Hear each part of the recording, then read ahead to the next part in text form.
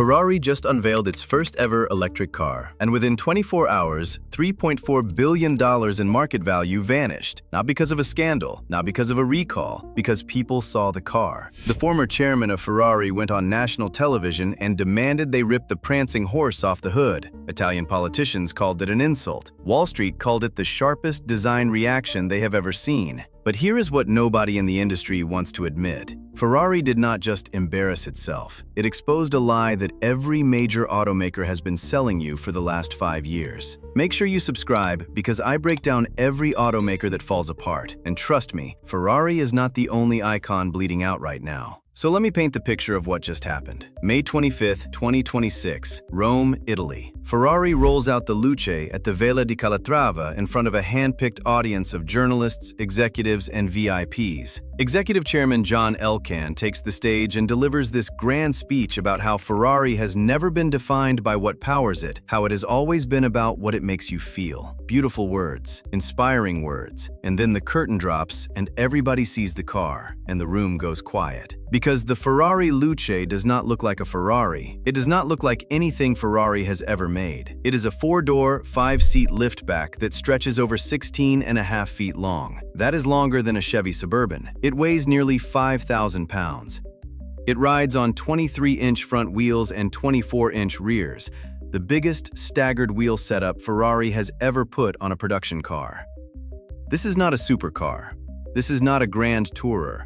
This is a family sedan wearing a $640,000 price tag and a prancing horse badge it did not earn. And here's the kicker. Ferrari is calling the Luce its first 5-seater. 5 seats in a Ferrari. Enzo Ferrari once said his philosophy was to sell one car less than the market demands. Now his company is building minivans for tech executives. You want to know what analysts at one major French investment bank said on the record to CNBC? They called it the furthest deviation from the brand's ethos they have ever seen. And they said the market has spoken. Can you believe that? Ferrari built a car so far from what Ferrari is supposed to be that Wall Street literally used the word ethos in the eulogy. But wait until you hear who they hired to design this thing. Here is where this story goes from bad to embarrassing. Ferrari did not design the Luce in-house. They handed the exterior and interior to a company called Love From. That is the studio run by Johnny Ive. Yes, the guy who designed your iPhone. And look, Johnny Ive is brilliant at making phones and laptops. Nobody is arguing that. But a Ferrari is not a MacBook. A Ferrari is supposed to make your heart race when you see it parked across the street. The Luce makes you wonder if the Uber showed up early. Look at this thing. It has a giant, uninterrupted glass cabin that runs from the front of the car all the way to the rear liftgate. It looks like somebody put a greenhouse on wheels. The doors open from the center, the windshield wipers are hidden in the pillars, and the whole front end has this blank, featureless look like a face with no expression. Ferrari's own design chief said they deliberately brought in non-automotive designers because they wanted something diametrically opposed to what Ferrari has done before. Diametrically opposed. He actually said that like it was a good thing. Journalists immediately started comparing the Luce to a Nissan Leaf, a Honda Accord, a Waymo robotaxi. One analyst said it looked like a cross between a Honda Accord EV and a Tesla Model 3. Wall Street Journal ran a headline that basically said it looks like a Nissan Leaf and costs $640,000.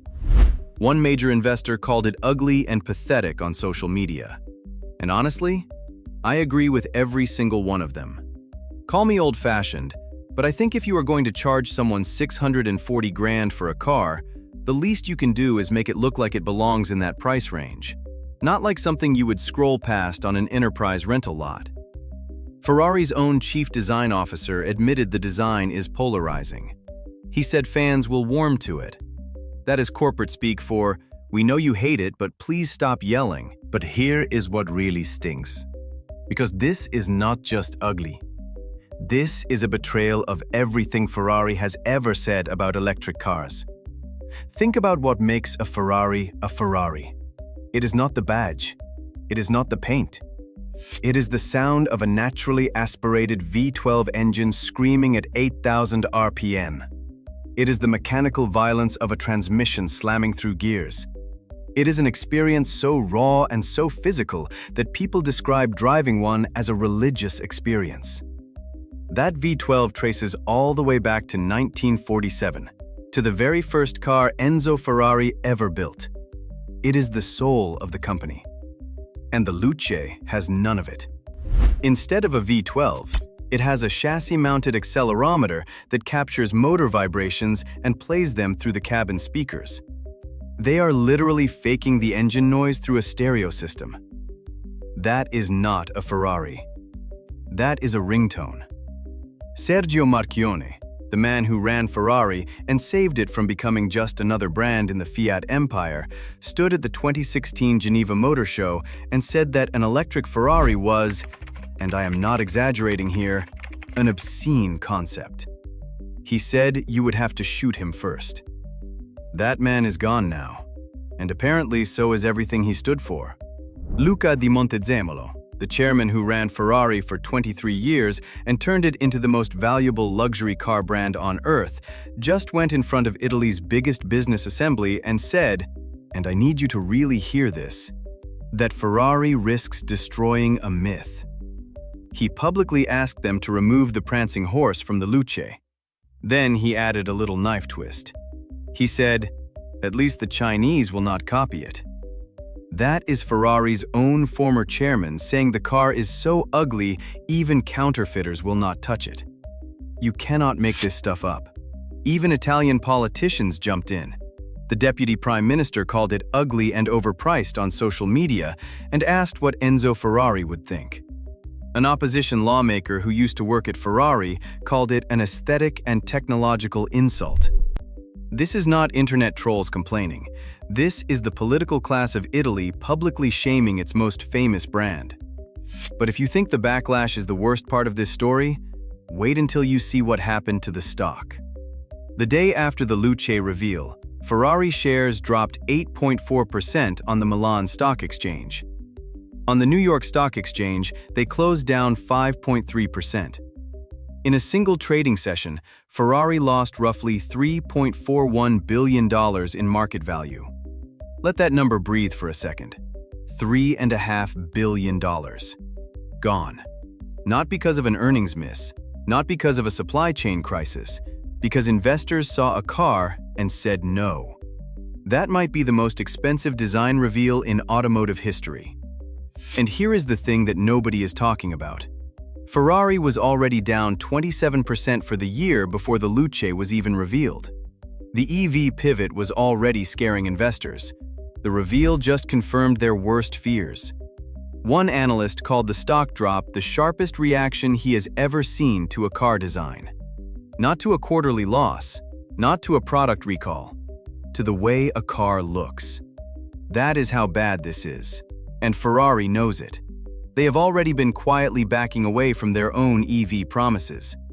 Back in 2022, Ferrari told investors their 2030 lineup would be 40% electric, 40% hybrid, and 20% combustion.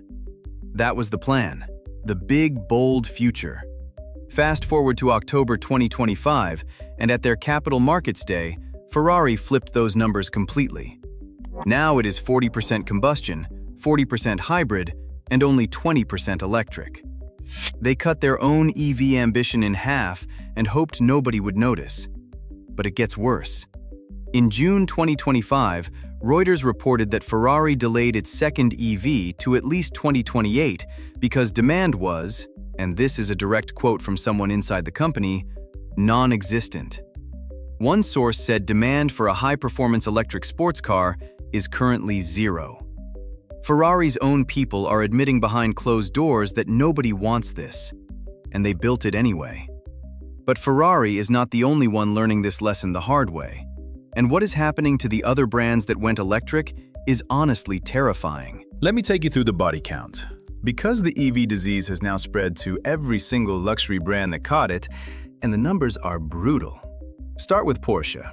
The Taycan was supposed to be the proof that electric sports cars could work. Porsche put everything into it, the engineering, the marketing, the Porsche name. In 2023, they delivered 40,629 Taycans worldwide. That was the peak. By 2025, that number collapsed to 16,339. That is a 59.8% drop in 2 years, nearly 60% gone. Porsche's total global deliveries fell 10%. China was down 26%.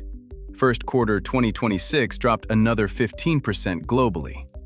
The car that was supposed to prove electric could be exciting is now sitting on dealer lots collecting dust. If Porsche, with all its resources and all its engineering heritage, cannot make an electric sports car work, what makes Ferrari think they can do it with a 4-door sedan designed by a phone guy? Then there is Maserati. This one is honestly painful. Maserati went from 26,600 global sales in 2023 to roughly 7,800 in 2025. That is a 71% collapse. They fired their CEO. They merged management with Alfa Romeo. They canceled the electric MC20 Folgore. And the Gran Turismo Folgore, their flagship electric Grand Tourer? Dealers are slashing $85,000 off the sticker price just to move them. That is a 43% discount on a brand new Maserati. Imagine working your whole life to buy your dream car and finding out the dealership cannot give it away. That is what the EV push did to Maserati. But the one that should really keep Ferrari up at night is just around the corner: Jaguar. Because what happened to Jaguar is not a cautionary tale anymore. It is a horror story. And it is the one Ferrari should have studied before they ever greenlit the Luce. In November 2024, Jaguar decided to go all electric. They launched a new brand identity, no cars in the ad campaign, a flattened minimalist logo, a concept car painted in Miami pink. The internet roasted them, the automotive press buried them, and then the sales numbers came in. In April 2025, Jaguar sold 49 cars in all of Europe. 49. The year before, in the same month, they sold 1,961. That is a 97.5% year-over-year collapse. They fired the design chief after 21 years, the CEO retired, and a poll by one of Germany's biggest newspapers found that 93% of 18,000 respondents called the rebrand creepy. 93%. That is not a mixed reaction. That is a unanimous rejection. That is what happens when a brand stops listening to its customers and starts chasing a trend that nobody asked for. And Jaguar is not alone. Lamborghini looked at the EV market and straight up canceled the Lanzador electric SUV. Not delayed, not revised, canceled. Their CEO told the press that customer interest in a Lamborghini without a V8 or V12 is close to zero, and that going EV only would be financially irresponsible. At least Lamborghini had the guts to admit it and walk away before it was too late. Mercedes spent a fortune building an electric version of the G-Class. The result? 1,450 sold worldwide in 7 months. The regular gas-powered G-Class sold 9,700 in the same period. That is 7 times more. A Mercedes executive was quoted saying, "The car is sitting like lead at dealers. It is a complete flop." Aston Martin pushed its first EV from 2025 all the way to 2030. 5 years of delays. Their owner said flat out that Aston Martin customers want cars that make noise. Are you starting to see the pattern here? And it is not just the luxury brands drowning. The entire EV industry is in retreat. US EV sales actually fell 4% in 2025. That was the first annual decline of the entire decade. And the pain is not just in the showrooms, it is on the factory floors. Meanwhile, the industry has racked up roughly $65 billion in combined write-downs and losses on failed EV bets. Stellantis alone wrote off $26.5 billion. Ford has lost $19.5 billion on EVs. GM and Volkswagen and Honda piled on billions more. And here is the part that should terrify anyone thinking about buying a luxury EV. The depreciation is absolutely savage. A Porsche Taycan loses roughly 61% of its value in 5 years. That is over $60,000 gone. A BMW i7 loses 74%. A Mercedes EQS, an Audi e-tron, a Jaguar I-Pace, they are all shedding 70% or more of their value within 5 years. Hertz, the rental car company, wrote down $2.9 billion in 2024, largely because their EV fleet lost value so fast they could not keep up. So if the Luce depreciates anywhere near the rate of every other luxury EV on the market, buyers are looking at losing $300,000, maybe $400,000 in value before the tires need replacing. That is not a car purchase. That is a charitable donation to entropy. And good luck explaining that to your accountant. The US federal EV tax credit, the one that gave buyers up to $7,500 off, expired in September 2025. Gone. And even the European Union, the place that started this whole EV mandate frenzy, backed off. In December 2025, the EU softened its 2035 combustion engine ban from a full ban to a 90% emissions reduction. They are now allowing hybrids, range extenders, and even combustion engines running on alternative fuels past 2035. Think about that for a second. The governments that forced these companies into EVs are now quietly admitting it was too much, too fast. But the damage is already done. The factories were built, the billions were spent, the brands were diluted. And now Ferrari just walked into the same trap with its eyes wide open. I think that might be the most frustrating part of this whole thing. Ferrari had every warning sign in the world.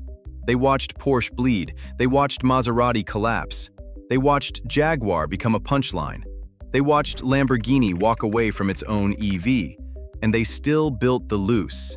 They still hired an iPhone designer to draw a car that looks like it belongs in an airport rideshare lane. They still charged $640,000 for it. And then they acted surprised when the market told them exactly what it thinks. Look, I'm not saying Ferrari is going to go bankrupt over this. Their order book stretches into late 2027. They are still printing money on combustion cars with nearly 30% profit margins. They shipped 3,436 cars last quarter and made 413 million euros in net profit. The brand is not dead. But something changed this week. Something you cannot take back with a press release or a papal photo opportunity. Oh yeah, I forgot to mention, the day after the reveal, Ferrari drove the Luce to the Pope. They sat Pope Leo XIV in the driver's seat and handed him the steering wheel as a gift. I am not joking. They literally tried to get the Pope's blessing to make people forget how ugly the car is. It did not work. It just became another meme in a week already full of them. And you want to know what the Pope's first question was when he got in the car? He asked if this was the first 4-door Ferrari. His aides had to correct him that it was the first 5-seater. Even the Pope was confused about what this car is supposed to be. Here is what really matters. Ferrari had a choice. They could have looked at every luxury brand that got burned by the EV push and said, "That is not us. We are going to protect what makes Ferrari a Ferrari. The sound, the engine, the soul." They could have pointed to their own V12, the engine that goes back to 1947, and told Brussels and the regulators that this is not up for negotiation. Instead, they built a silent 4-door sedan, covered it in glass, and told their customers that this is what the future looks like. And their customers responded by wiping $3.5 billion off the stock price in a single day. The message could not be clearer. The EV disease does not care how famous you are. It does not care how many trophies are in your cabinet. It does not care how many billionaires are on your waiting list. If you abandon what made people love you in the first place, they will walk. Every single time. Ferrari reports third quarter 2026 earnings in October. That is when we will find out if the Luce actually has buyers or just headlines. Subscribe so you get the breakdown before Maranello spins the numbers.